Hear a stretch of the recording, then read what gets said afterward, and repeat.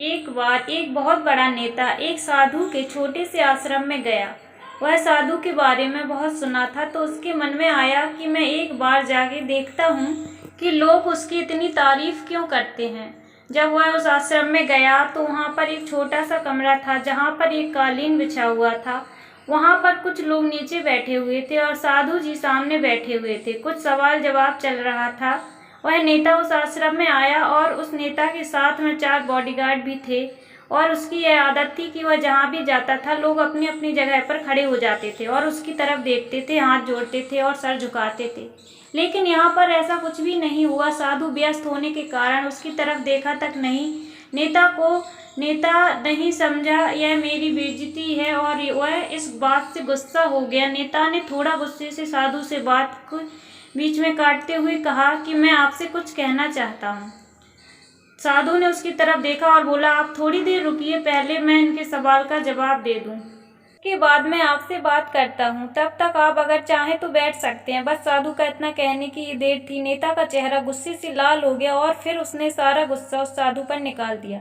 अभी तक वह नेता बहुत तमीज से आप कह के बात कर रहा था, लेकिन अब वह तू तड़ाक पर उतर आया। नेता ने उस साधु को कहा, तुझे पता भी है मैं कौन हूँ और तू किससे बात कर रहा है? साधु ने उसकी तरफ देखा और कहा, मुझे इससे कोई फर्क नहीं पड़ता कि आप कौन हैं, लेकिन आप जो कोई भी हैं, अगर आप चाहते हैं कि मैं आपके सवालों का जवाब दूं या आपसे बात करूं तो आपको कुछ देर रुकना होगा। और साधु की यह बात कहते ही नेता गुस्से से पागल हो गया और वही सबके सामने चीखने चिल्लाने लग गया, अब मैं तुझे असली औकात दिखाऊंगा। तूने मुझसे पंगा लेकर ठीक नहीं किया। तुझे पता भी है मैं तेरे बारे में क्या सोचता हूँ।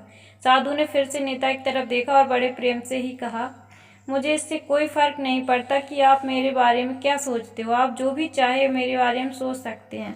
फिर नेता ने उससे कहा कि तू चाहे सुनना चाहता हो या नहीं, लेकिन मैं तुम्हें यही सबके सामने बताऊंगा कि मैं तेरे बारे में क्या सोचता हूँ। तू कोई साधु नहीं, तू एक बहुत घटिया इंसान है। तू एक ढोंगी है, पाखंडी है और यह पर जितने लोग बैठे हैं उन सबको बेवकूफ़ बना रहा है। वह सब तेरे पास आ जाए। तुम अपने फायदे के लिए इन लोगों का इस्तेमाल कर रहा है और अब मैं तुझे नहीं छोड़ने वाला हूँ। पूरी दुनिया के सामने तेरा पर्दाफाश करके रहूंगा। लेकिन इतना बोलने के बाद भी हल्की सी मुस्कान उस साधु के चेहरे पर थी। यह देखकर और भी तिलमिला गया और उसने कहा, अब बहुत हो गया, अब मैं यहाँ 1 मिनट भी नहीं रुकने वाला। लेकिन अभी भी तेरे पास मौका है। अगर तुम माफ़ी मांगना है तो मुझसे कहना हो तो कह सकते हो।